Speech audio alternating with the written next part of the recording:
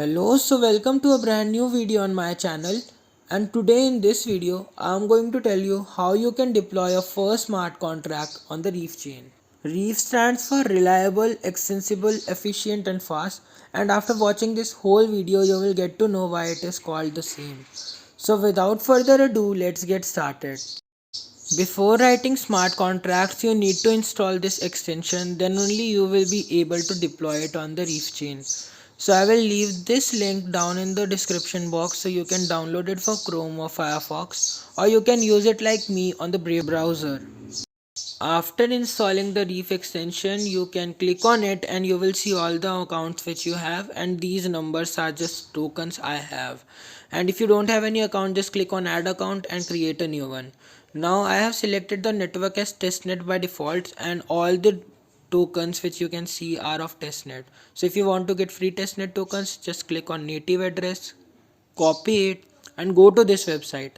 After getting here, just type exclamation mark drip and paste the address we just copied, and there will be like 1000 reefs sent to your wallet address in like mere seconds, like 1-2 seconds, and you can request 1000 tokens twice a day, which means that you can get 2000 tokens per day. Now I am clicking on this reef extension and you will see that on the Bandar account I have 2000 more reefs. You can see 4984.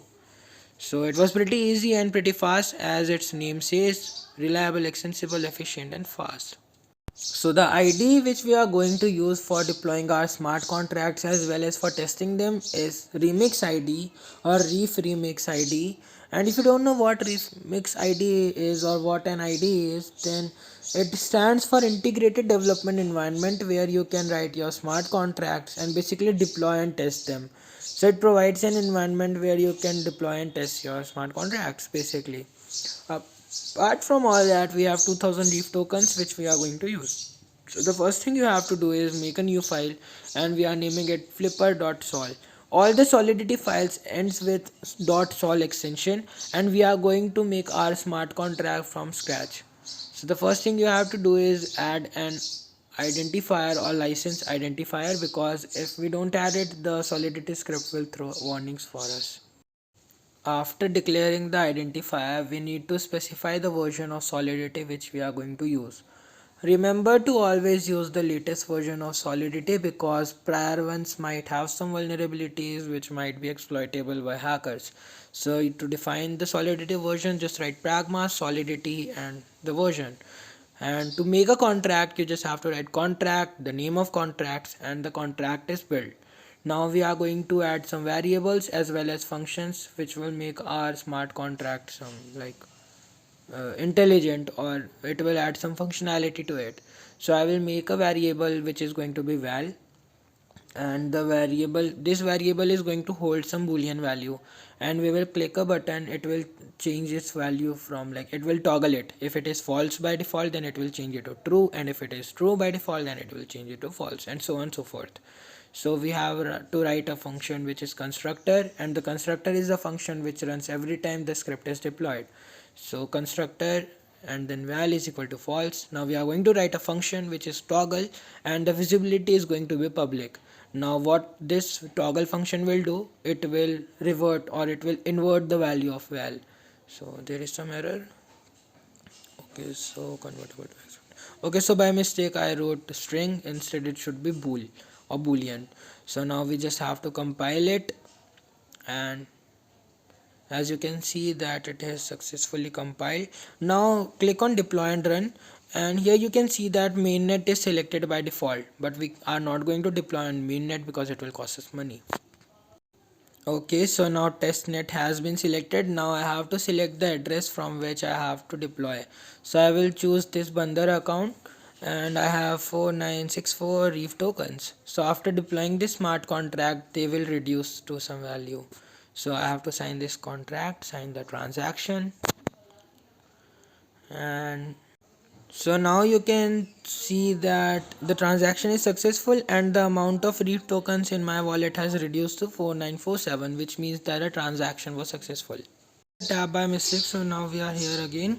Now the deployed contract has a value val and a toggle function. So when I click on val, it is reflecting false. So it was the default value which I freeze in the constructor. Now I am going to call this toggle function and it is asking me to pay some reef tokens. So now I am going to sign this transaction, and after the transaction is successful, we will be able to see the change in the value of val. So earlier it was false, now whenever we are going to click it, it is going to be true. So now I'm going to click on toggle and it will ask me to pay some reef tokens, and after paying it again, the value of true will be changed to false again, which shows that our smart contract is working pretty well, like it is expected to behave. So we are going to upgrade this flipper smart contract to a hello world smart contract in this video itself. So let's check the value, it's false, and you can see that the result says false. So yes, it was fine. Now changing this value of val to string type, and the val will be changed to message. We will write message instead of true or false. So the constructor will take message in input, and the first message which we are going to feed in the genesis block is going to be hey man. So this was it. Now we are changing the function toggle to set message, and it will require a argument which will be passed through that window which is available at the left, and this message is going to be underscore message, and this underscore message is the message we are going to supply on the blockchain. So compiling this smart contract and deploying it. To deploy it on the network, we again need to pay some reef tokens as fees, and you can see that the transaction speed is pretty fast, like we just click it and the transaction is successful. Okay, so now let's test the newly deployed smart contract. When I click on message, it says hey man, like it was supposed to say. Now in set message, I am going to set message to subscribe to my YouTube channel, and when I click transact, it is going to send this message to the blockchain, and for that we again need to pay some reef tokens. So basically, if you want to read something, you don't have to pay anything, but if you want to make some changes, you have to pay some amount. It was pretty simple, right? Now after making the transaction, it says that setting call with parameter subscribe to my YouTube channel complete. So when I click on message, it says subscribe to my YouTube channel. So now if I say reef is cool, but like we can enter any amount of text we want. Okay, so there is some error, there was an error in set message. Okay, so instead of putting a JSON value, I just supplied a text string. So now clicking here, reef is cool, paying some money again, not real money, testnet money, and signing the signing the transaction, and it will just update the value to reef is cool. Your transaction is successful, clicking message, reef is cool. So yes, our smart contract is working as it was supposed to do. So if you like this video, make sure to drop a comment and leave a like. Thank you so much. Hope to see you in the next